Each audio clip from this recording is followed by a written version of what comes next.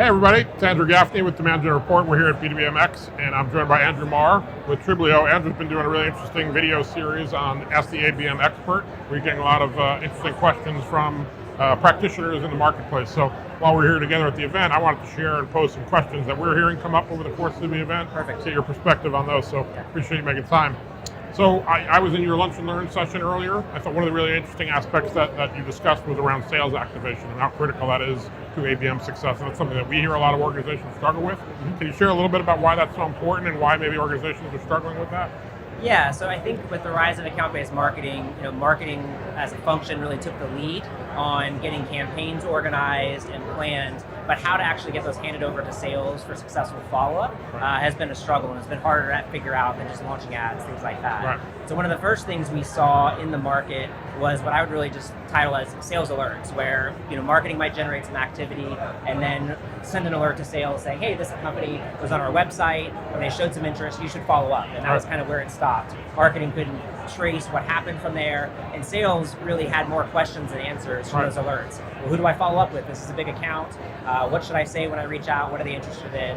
So when we talk about sales activation, we mean giving sales something that is the full package. So sending them, when there is an account to follow up with, a specific person that they should be reaching out to, a play they should run based on either the intent or the engagement that you're seeing, the use case that person is interested in, and then some type of one-to-one asset. So when they're reaching out, it's just not batch and blast and coming off as just like a name dropped in an email, but there's actually some one-to-one thought being put into how that account is being engaged. And so at Triblio, we've kind of put together tools that allow you to do all three of those things at scale, and that's why we were covering it there at the event. So it's real important for conversion success. That's great.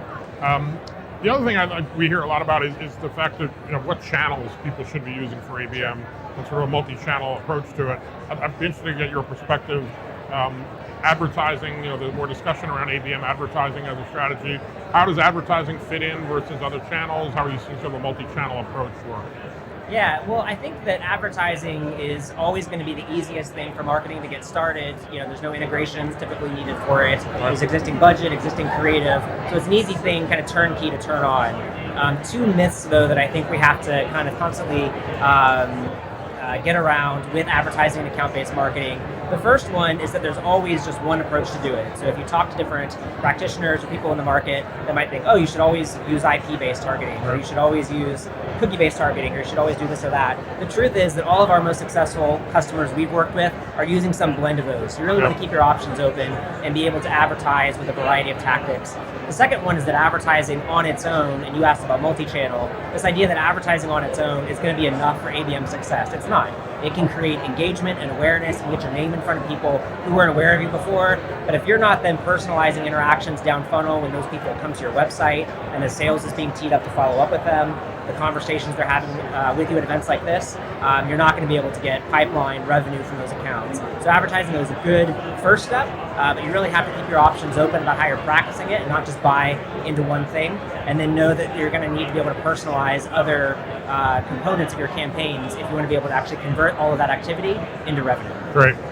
The other thing I wanted to ask you about, which we hear a lot of questions about, a lot of buzz around, is intent and the role that intent is going to play for ABM or is playing in ABM. So I think companies have used it for identifying potentially new accounts or verticals maybe that they should be pursuing.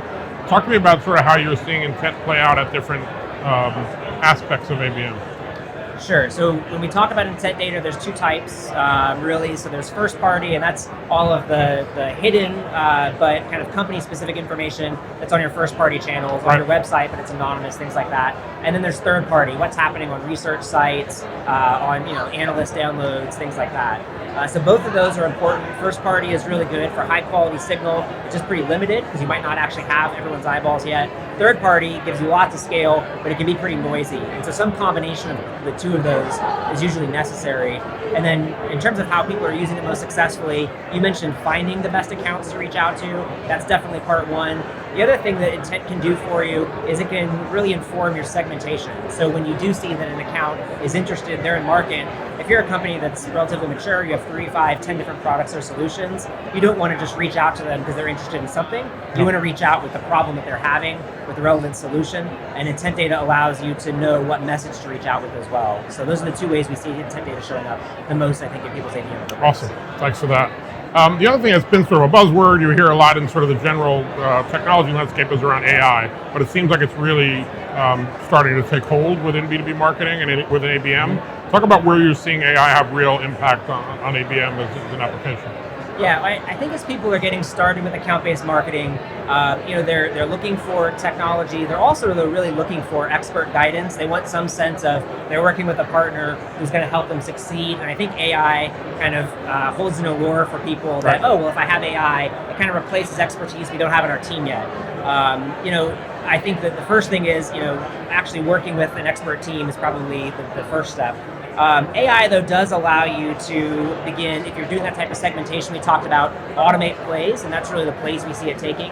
So if you do see someone showing interest in a certain use case, just having automation that lets you automatically put them into a cadence, send them a piece of direct mail, then have that followed up with advertisements and sales. Things like that AI, I think, can trigger. But the actual expertise and what should I be doing, I think right now that value comes from conversations with analysts like yours on your team, and then working with the right vendors. Okay, great.